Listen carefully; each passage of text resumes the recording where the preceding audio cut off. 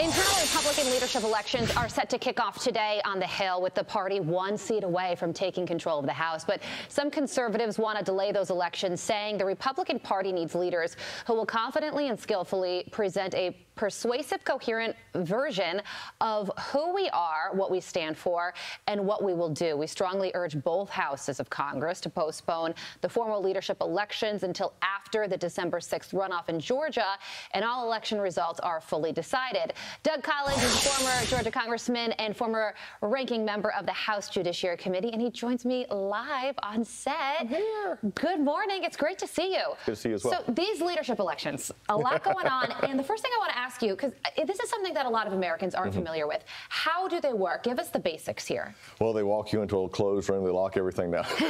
I'm kidding. It's very hostile. It's very terrible. No, it's sort of imagine for Americans, because sometimes it's hard to understand it.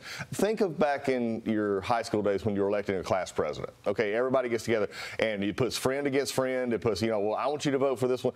And that's exactly what this is like, except it's a very closed number group. The interesting thing about this one is elections are not, frankly, over in many ways. You got a lot of California races that are not called. That always happens with one or two races, but we've got about 8 or 12 that are still sort of out there. But really, the Republicans themselves will get into a room, and by majority vote, then they will elect their leadership team. Now, the only difference is the Speaker has to then go to the floor of the House on January 3rd and is elected by both Republicans and Democrats, which is interesting because the Speaker truly is the Speaker of the House, not necessarily the Speaker of the Republican Party.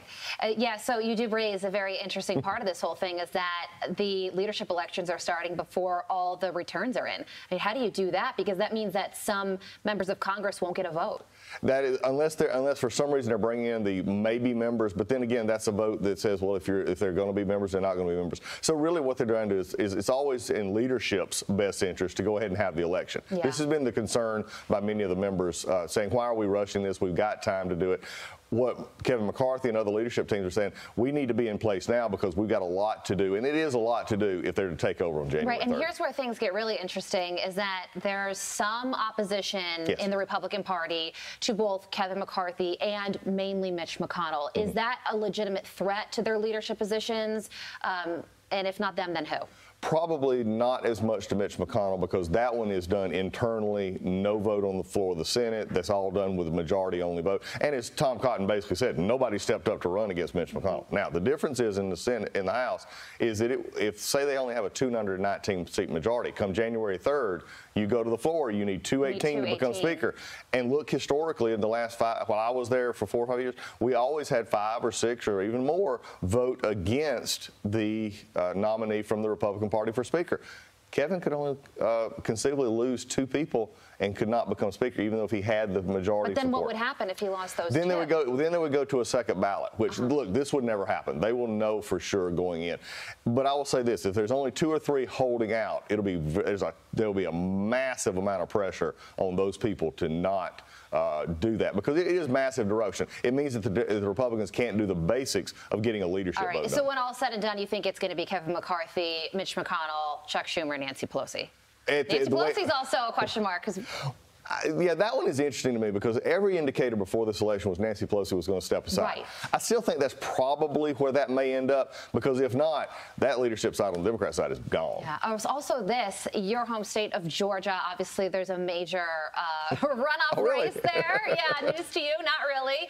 And Herschel Walker just raised $11 million since kicking off his runoff campaign against Raphael Warnock. He also has this ad out, so things are really kicking off. Some people are saying that because Democrats are going to control the Senate no matter what, with the deciding vote with Vice President Kamala Harris, this election matters less. Is that true? No, it does not. Okay, It matters probably even more, because if you were to, a couple of quick things. Number one, if Raphael Warnock were to win, it would be 51-49, which means that the Democrats have complete control of the Senate. In other words, there'll be one more member in the committees, so they can bring bills, legislation. Where they've had to struggle with that this Congress is because if they're ever tied in the committees, they have to bring it to the floor, which is a much harder process to do. They get one more, they don't have to do that. The other issue is really just a momentum change from going into the next election cycle, which again is going to be very good for Republicans. Right. So it matters. But I will say this, it is affecting turnout. Doug Collins, it's great to see you in studio. Thank you so much. And you're going to be on Outnumbered tomorrow, right? Yeah, be on Outnumbered on the tomorrow. couch. Hashtag one lucky guy. We love it.